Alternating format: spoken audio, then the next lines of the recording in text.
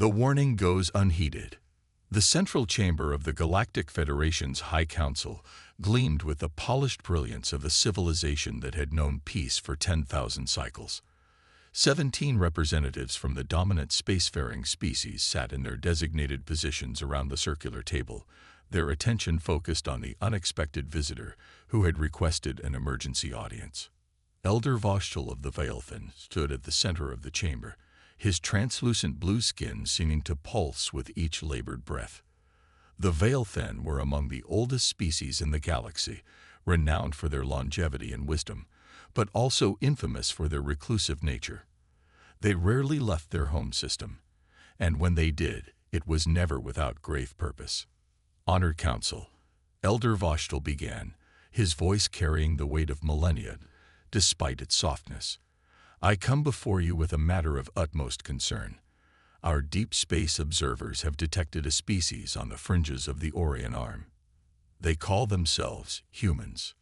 High Chancellor Zervex of the Arthean Commonality tilted her crystalline head, the light refracting through her faceted cranium in patterns that expressed mild interest.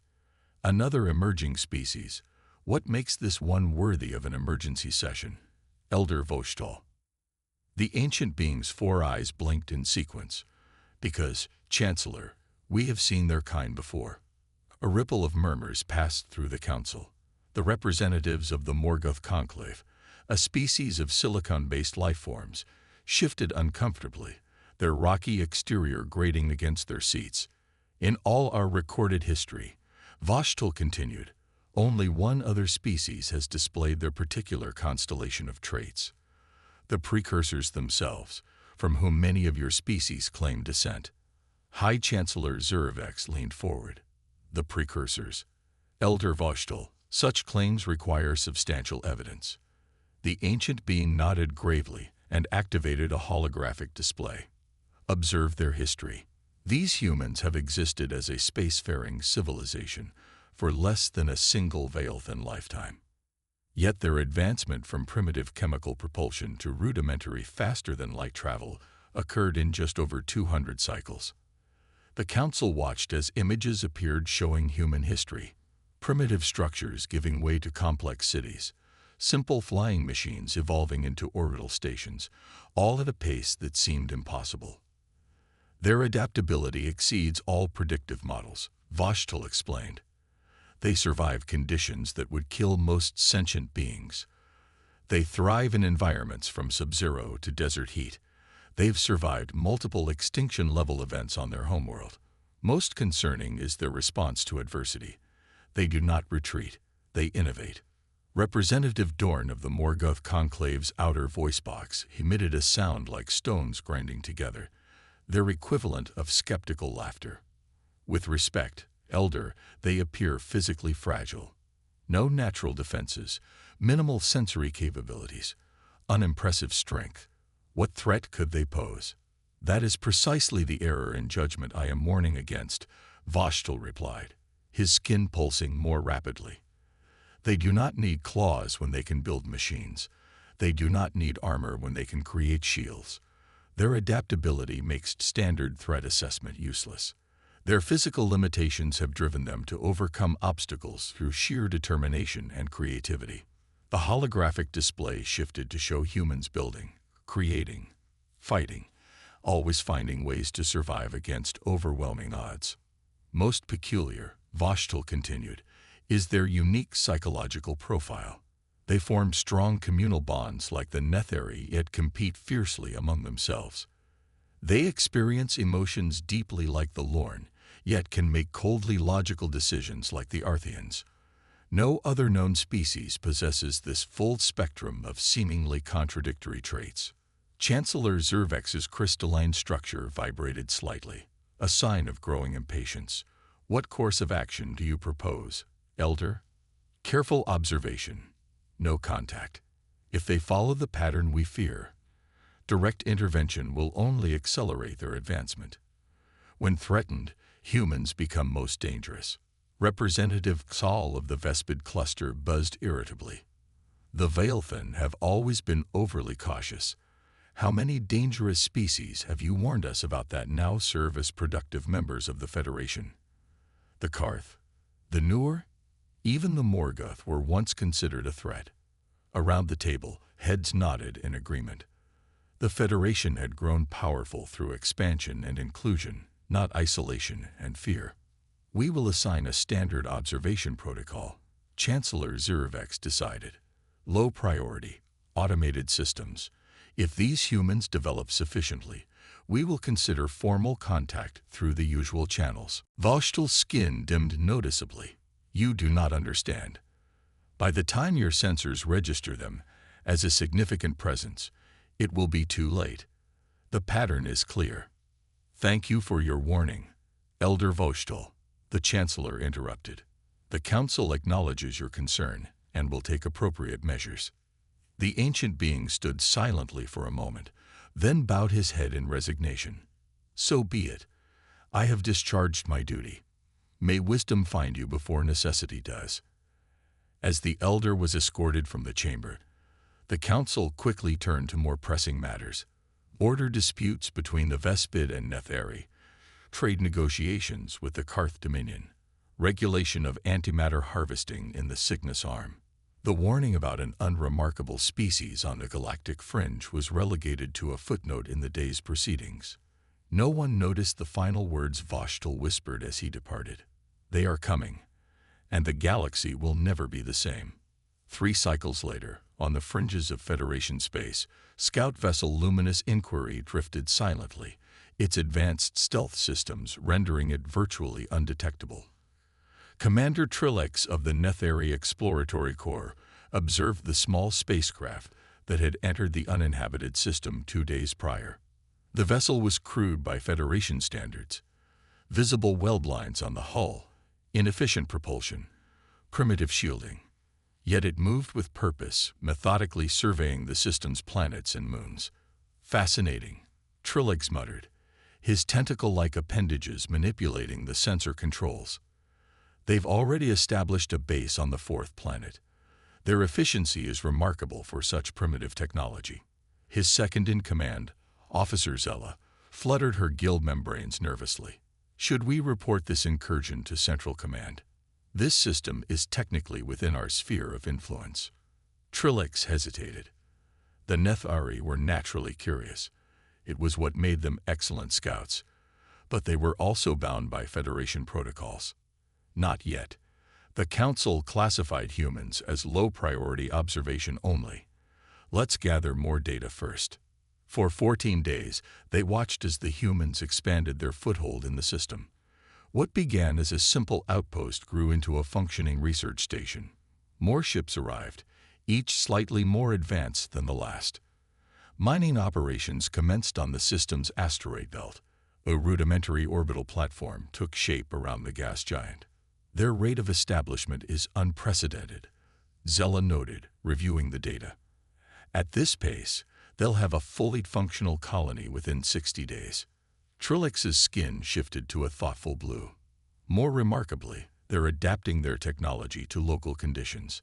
Notice how their new structures incorporate materials from the asteroids. They're not just bringing solutions, they're creating them on site. On the 18th day, disaster struck the human outpost. A solar flare from the system's unstable star bathed the 4th planet in radiation. The Luminous Inquiry's crew watched, expecting the humans to abandon their fledgling colony. Instead, they witnessed something unexpected. They're not evacuating, Zella reported, her voice tinged with disbelief. They're building some kind of shield array. Over the next 72 hours, the humans worked continuously, constructing a makeshift electromagnetic shield using components salvaged from their own ships. When the next solar flare hit, the shield held, barely, but enough to protect their base. Remarkable, Trillex whispered. Most species would have retreated, written off the loss. These humans sacrificed their own vessels to preserve their foothold. When the Luminous Inquiry finally departed the system, Trillex compiled a comprehensive report on human ingenuity and adaptability. He classified it as significant interest and transmitted it to Federation headquarters, where it was promptly filed away with thousands of other scout reports.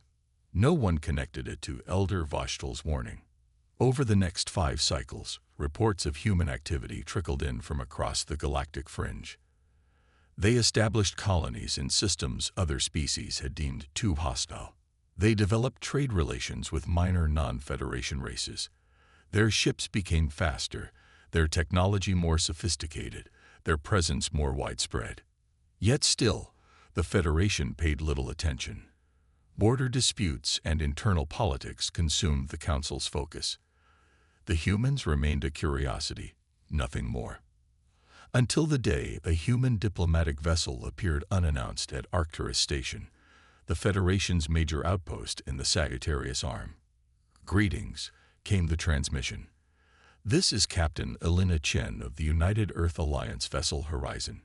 We come in peace and seek dialogue with the governing authority of this region of space." The station commander, a Vespid named Zextral, was caught completely off guard. No emerging species had ever found Arcturus Station without being guided there. The station wasn't even visible from normal space, unless you knew precisely where to look.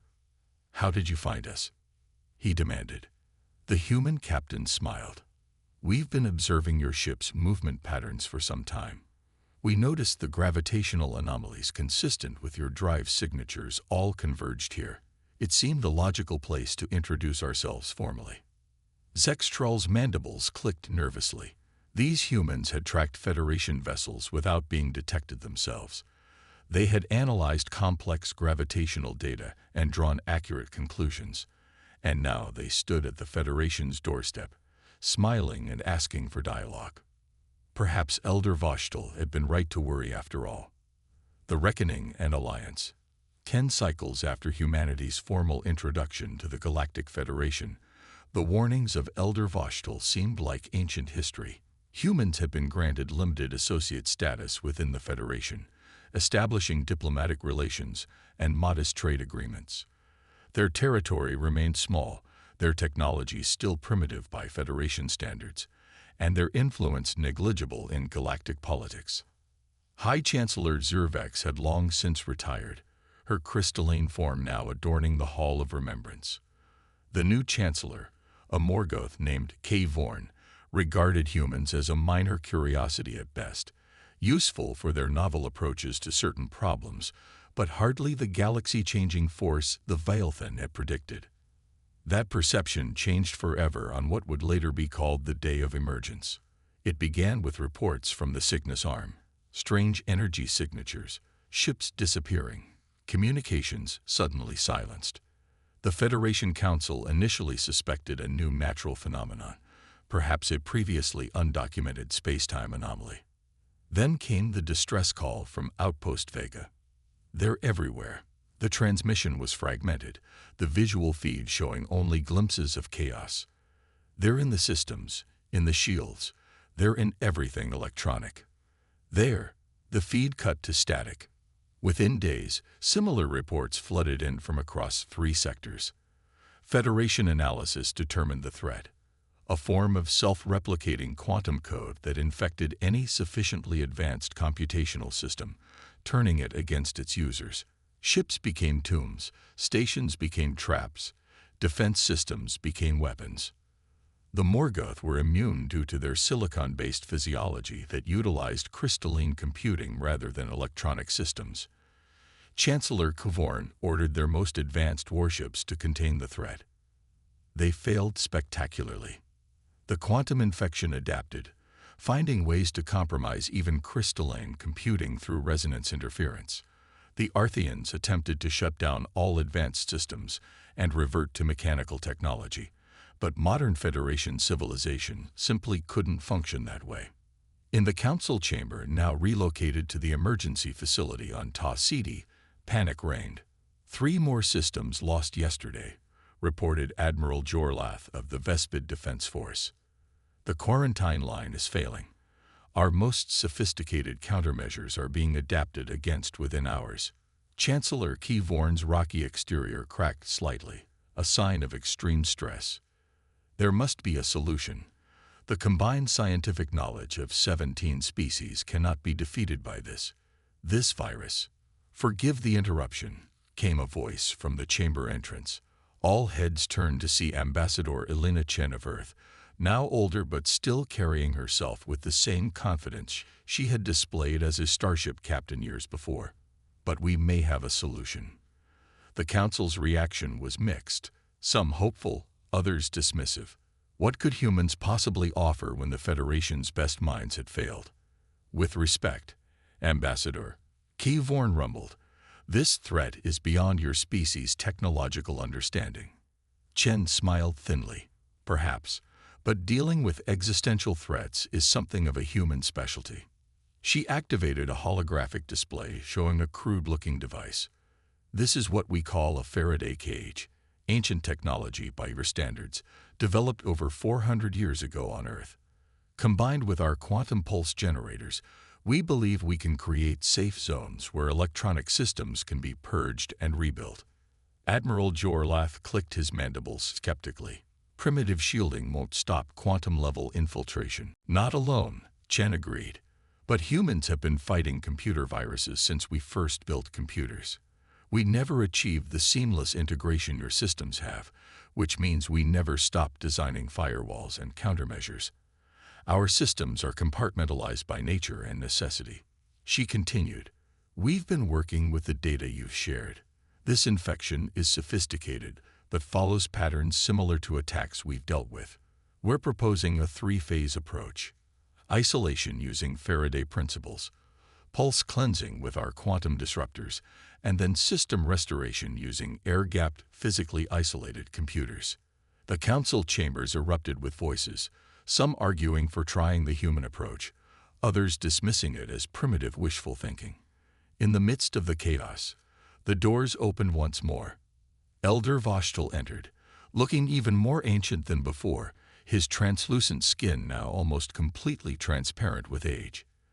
The chamber fell silent. You should listen to them, the elder said simply. Chancellor Keyvorn shifted his massive form. Elder Voshtel, you honor us with your presence after so long an absence. I come because history repeats itself, Voshtel replied. I warned you about humans, but not because they were a threat to us. I warned you because they are what we need. The elder moved to stand beside Ambassador Chen. Long ago, the precursors faced a similar crisis, a technological plague that nearly destroyed their civilization. It was not their advanced technology that saved them, but their ability to adapt, to think differently, to find simple solutions to complex problems. Voshtel's 4 eyes scanned the council. The Veilthen have the longest memories in the galaxy. We remember what most have forgotten. The precursors did not disappear, they evolved. They seeded worlds across the galaxy, including a small blue planet in the Orion Arm. A stunned silence fell over the chamber. Impossible, someone whispered. The genetic evidence has always been there for those willing to look, Voshtel continued. Humans are not just similar to the precursors, they are their direct descendants, though changed by millions of years of evolution in isolation. They inherited the same adaptability, the same resilience, the same creative problem-solving that made the precursors the greatest civilization this galaxy has ever known. Ambassador Chen looked as surprised as anyone. This was clearly news to her as well. Whether you believe this ancient history or not, Voshtel concluded, the fact remains, humans approach problems differently. Where you see sophisticated solutions, they see vulnerable complexity. Where you create unified systems, they build redundancies and backups. Their strength lies not in their technology, but in their thinking. Chancellor Keyvorn was silent for a long moment, then turned to Chen. How quickly can you implement your solution? We've already begun, she replied. Earth has converted our entire industrial capacity to producing the necessary equipment. Our ships are being retrofitted as we speak. We'll need your cooperation to establish safe zones and coordinate the response.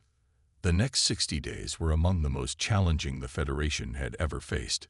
Human vessels, retrofitted with their crude but effective shielding technology, pushed into infected zones. Federation and human scientists worked side by side, the former struggling to adapt to the apparently archaic methods of the latter. Slowly, system by system, the infection was contained. Safe zones expanded. Communication networks were reestablished using human-designed protocols that sacrificed efficiency for security.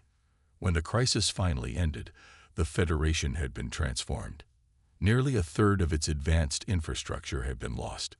Rebuilding would take decades, but something new had emerged from the chaos, a recognition that complexity and efficiency were not always strengths, that sometimes the old ways, the simple ways, held their own wisdom. In the council chambers, now restored to their original location, Chancellor Kuvorn addressed the assembled representatives, and, for the first time, a full human delegation. "We stand humbled," the Chancellor began, cracks of emotion visible in his rocky exterior, "not merely by the crisis we faced, but by our own hubris.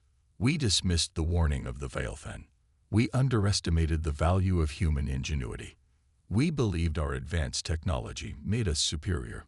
The Chancellor turned to Ambassador Chen and her team. "The Federation formally recognizes Earth and its colonies as full members, with all rights and responsibilities thereof.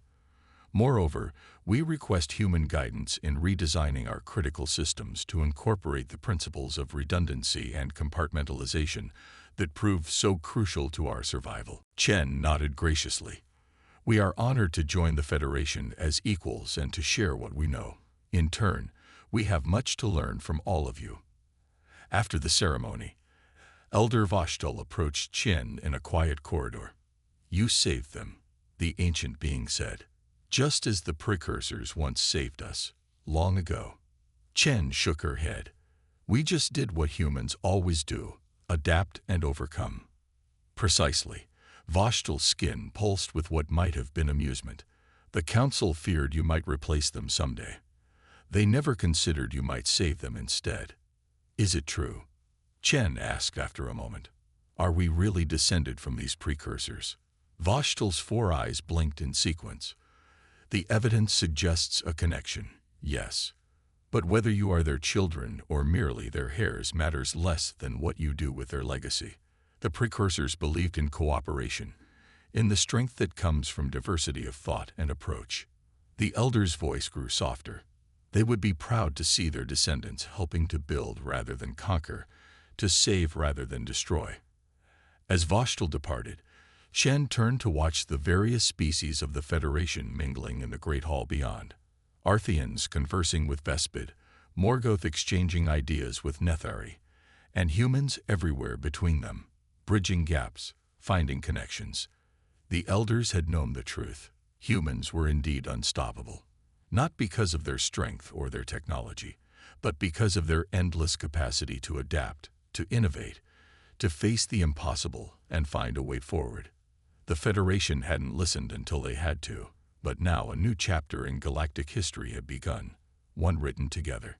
And somewhere among the stars, perhaps the precursors were watching, knowing their legacy lived on.